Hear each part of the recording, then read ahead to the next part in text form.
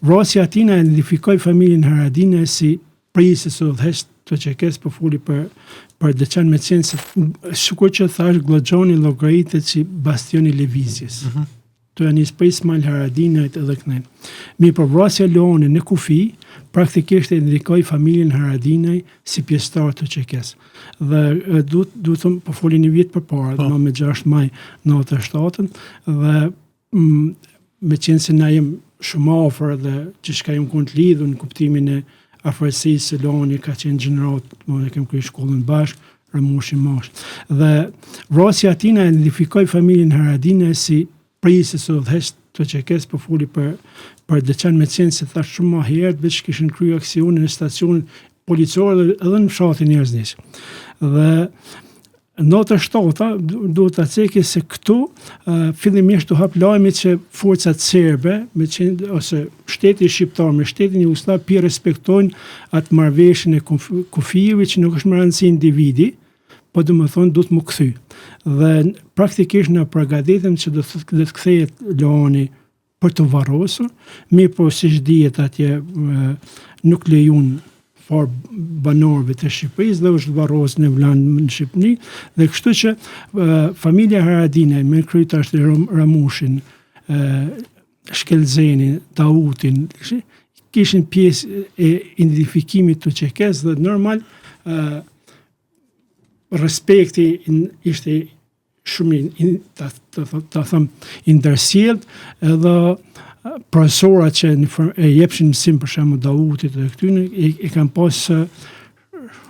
shumë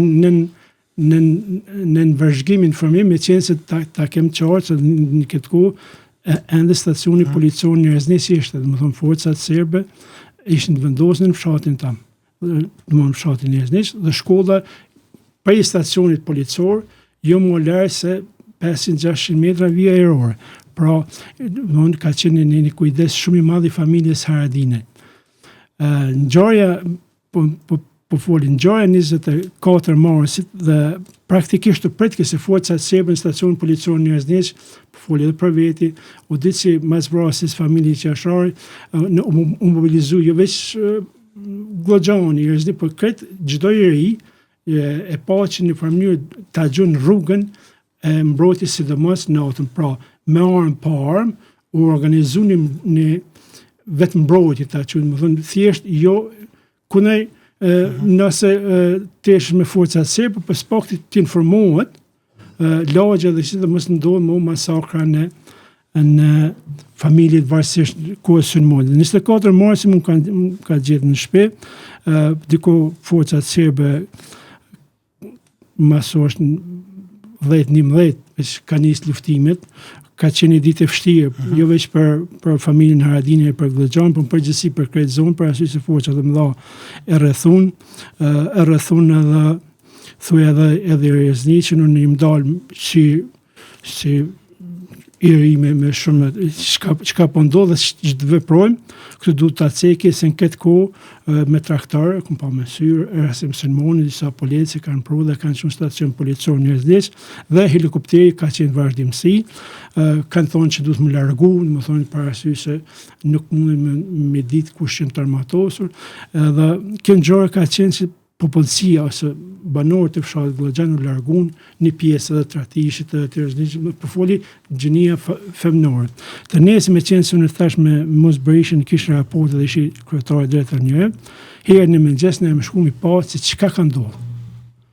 Me qenë se unë do të thonë mëngjesin 25 marsit. 25 marsit, aty ka qenë një tmerrim për foli për Glloxhan, po edhe për shtëpinë e familjes Haradinaj, për arsye se ka qenë totalisht e dëmtuar, forcat serbe thuaj që kishin përveç shtëpisë, domethënë shtëpia për rreth i kishin shkatruar krejt, na mundum mi marr disa pamje me mosbërishën, disa spirat ta që ka nota, që ai ishte si kryetari drejtor një për me raportu në Prishtinë.